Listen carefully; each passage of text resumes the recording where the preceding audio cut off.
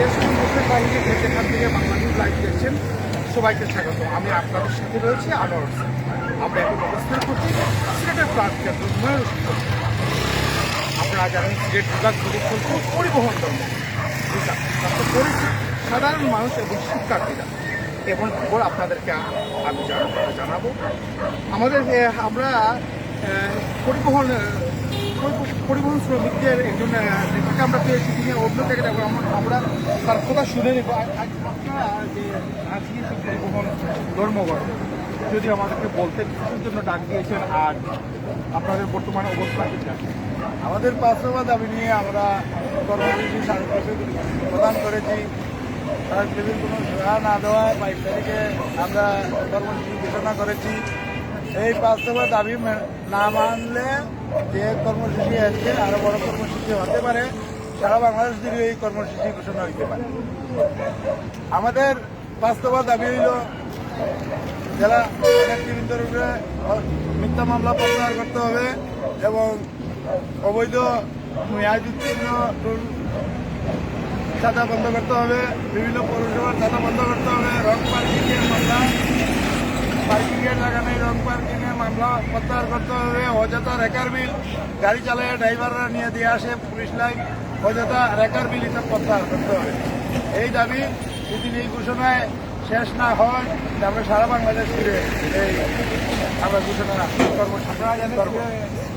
দেশের বাইরে রয়েছে সিটি মেয়র সাহেব এটা পায়তারা করে উনি তালবাহানা করে এই মামলাগুলি নেতৃবৃন্দের উপরে উনি করেছেন।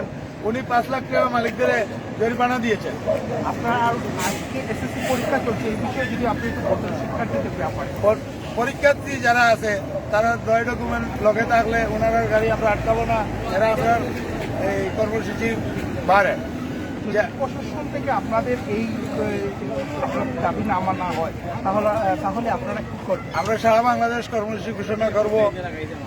দীর্ঘমেয়াদী অনির্দিষ্টকালের লাগে আমরা কর্মসূচি পালন করব। আপনাদের আওতাভুক্ত ধর্মঘটের আওতাভুক্ত আমাদের কোচ, বাস, মিনিবাস, মাইক্রোবাস, ট্রাক, লেগুনা, ইমা, সিএনজি এই পরিবহন আমাদের আওতার অধীনে রয়েছে। আমাদের আওতার বাড়া রয়েছে যারা অ্যাম্বুলেন্স, যেমন বিদেশ যাত্রী, বিয়ার গাড়ি, এই পরীক্ষার্থী, এরা হইল আমাদের কর্মসূচির আওতার বাইরে। আপনার যেন পর্যটক নগরী হচ্ছে আমরা আটকা পড়েছে। পর্যটকের দিকে আমরা এলাকাধিক পদ্ধতি কোনো আমরা এটা ছাড় পাবে না। আমাদের ছাড় যেটা পাবে আমি আপনার লাইভে বলে দিয়েছি। এখন আপনাদের কেমন ছাড়া পাচ্ছেন বা শ্রমিকের মধ্যে কেমন? খুব সুন্দর কর্মসূচি হচ্ছে, আমাদের শ্রমিকরা গাড়ি চালাচ্ছে না, আপনি তো দেখতেই পাচ্ছেন। খুব সুন্দরভাবে শান্তিপূর্ণভাবে আমরা কর্মসূচি পালন করে যাচ্ছি। কিন্তু একটা পরীক্ষার সময় আমরা দুঃখিত দেশবাসীর কাছে যে আমাদের প্রশাসনে কোনো কর্ণপাত করতেছে না, কেউ কর্ণপাত করতেছে না, কোনো যোগাযোগ হয় নাই। আমরা আলটিমেটাম লম্বা মেয়াদে দিয়েছি কিন্তু ওনারা কোনো কর্ণপাতই করে না, কোনো আলোচনা টেবিলে আসে না। ধন্যবাদ। দর্শক, আপনারা জানেন পুর থেকে অনির্দিষ্টকালের জন্য ধর্মঘট চলছে, কর্মসূচি চলছে এবং সেটা ডাক দিয়েছেন বাংলাদেশ সড়ক পরিবহন শ্রমিক ফেডারেশন সিলেট বিভাগীয় কমিটি। গত 15 দিন আগে তারা 15 দিনের একটি আলটিমেটাম দিয়েছিলেন এবং বেশ দাবি দাবা নিয়ে তারা সিটি মেয়র সহ প্রশাসনের বিভিন্ন দপ্তরে তারা কিছু দাবি দাবা জানিয়েছিলেন। তাদের মধ্যে 5টি দাবি তাদের পূরণ হয়নি। আপনার পরিবহন শ্রমিকের ডাকা ধর্মঘটের পরীক্ষার্থীরা বিশেষ করে আজকে এসএসসি পরীক্ষা রয়েছে, যারা পরীক্ষা রয়েছে তাদের অভিভাবক অনেকটাই বিপাকে পড়েছেন এবং তারা ভাবছেন তাদের শিক্ষার্থীদের কীভাবে দেবে। তবে একটা সুখবর আমরা আপনাদেরকে জানাতে চাই। আমরা সামাজিক যোগাযোগের মাধ্যমে দেখেছি অনেক রাইডাররা, যারা সিলেটের রাইডাররা যারা বাইক রাইডিং করেন, তারা জানিয়েছেন, তারা সামাজিক যোগাযোগের অনেকটাই ঘোষণাই দিয়েছেন এবং জানিয়েছেন যে তারা বিশেষ করে শিক্ষার্থীরা এবং বিপাকে পড়া সাধারণ মানুষকে তারা ফ্রিতে অনেকটাই জানিয়েছেন যে ফ্রিতে তারা তাদের গন্তব্যস্থানে এবং শিক্ষার্থীদের কেন্দ্রতে তারা পৌঁছে দেবেন, এমনটাই আমাদেরকে জানিয়েছেন। আহ, আহ, আর যারা যে 5টি দাবিটা শ্রমিকের যে 5টি দাবিটা নিয়ে আমি আপনাদেরকে সেই 5টি দাবিগুলা জানাবো। ও আমরা দেখতে পাচ্ছি আবার বিআরটিসির বাস আবার চলছে, আবার আমাদের সামনে থেকে ঢাকা থেকে একটি বাস আসছে, শ্রমিকরা সেটা বাধা দিচ্ছেন। দর্শকরা জানেন যে তাদের যে পাঁচটি তাদের যে 5টি দাবি দাবা রয়েছে, সেটা হচ্ছে সিলেট জেলা অটো টেম্পু অটো রিক্সা চালক শ্রমিক গ্রুপ হল রেজিস্ট্রেশন নম্বর 2097 এর ত্রিবার্ষিক নির্বাচন সুষ্ঠুভাবে সম্পন্ন করা, প্রহসনের নির্বাচন এবং বিনা প্রতিদ্বন্দ্বিতায় ঘোষিত কমিটি বাতিল করা, মনোনয়ন ফি বাবদ আদায়কৃত সকল টাকা ফেরত প্রদান, সিলেট আঞ্চলিক শ্রম দপ্তরের উপপরিচালককে প্রত্যাহার করতে হবে, সিলেট জেলা বাস মিনিবাস পোস্ট মাইক্রোবাস শ্রমিক ইউনিয়ন রেজিস্ট্রেশন নম্বর 1418 নেতৃবৃন্দের উপর দায়েরকৃত মামলা সহ প্রত্যাহার করতে হবে, ট্রাফিক পুলিশ এবং হাইওয়ে পুলিশের সকল হয়রানি বন্ধ করতে হবে এবং বিশেষ করে মেয়াদ উত্তীর্ণ শেরপুর, শেওলা, লামাকাজি, সাপড়ান এবং জয়ন্তগঞ্জ সেতু থেকে টুল আদায় বন্ধ করতে হবে এবং চুয়াট্টা সহ বিভিন্ন পয়েন্টে তারা দাবি জানিয়েছেন মাইক্রোবাস, লেগুনা, সিএনজি, অটোরিক্সা সকল প্রকার পার্কিংয়ের ব্যবস্থা করে দিতে হবে। দর্শক আপনারা আরও আমরা জানিয়ে রাখি আপনাদেরকে, এখনো পর্যন্ত আমরা বেশ দেখি তার কয়েকটি সিএনজি বেশ আটকে দিচ্ছেন এবং যদি শিক্ষার্থীরা যে গাড়ি থেকে তারা অনেকটা ফিরিয়ে দিচ্ছেন।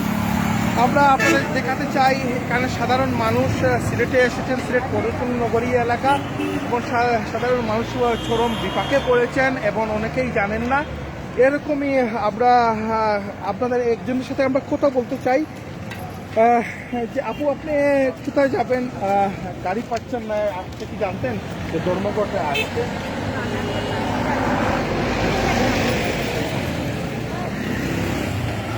অনেকটাই বিভ্রান্ত হচ্ছে।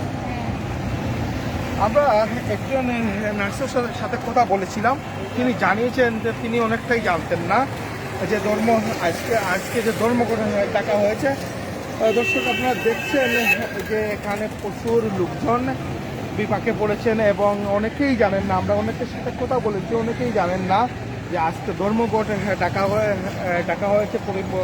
পরিবহন শ্রমিকরা তারা ডাক দিয়েছেন, অনেকটাই বিপাকে পড়েছেন। আবার তারা আমাদের সাথে কথা বলেছিলেন, তারা জানিয়েছেন আমাদেরকে যারা শিক্ষার্থী রয়েছে, রুগী রয়েছে এবং বিদেশগামী যাত্রী রয়েছে, কোনো বিয়ের যাত্রী থাকলে তাদেরকে তারা আটকাবেন না। তা আমরা বাইক রাইডারদের সাথে আমরা কথা বলতে চাই।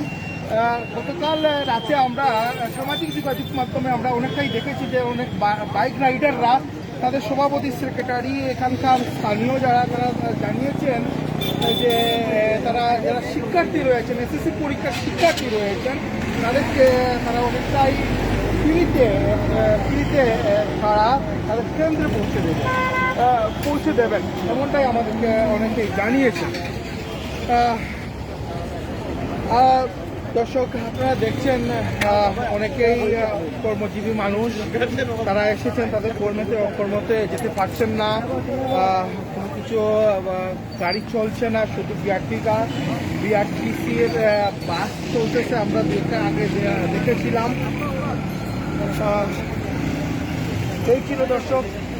এই ছিল আজকের বাংলাদেশ সরাসরি লাইভে। দর্শক আপনারা আমাদের সঙ্গে থাকার জন্য এবং অন্য কোনো জায়গায় অন্য কোনো সময় দেখা হবে। ততক্ষণ পর্যন্ত আপনারা ভালো থাকুন, সুস্থ থাকুন। ধন্যবাদ সবাইকে।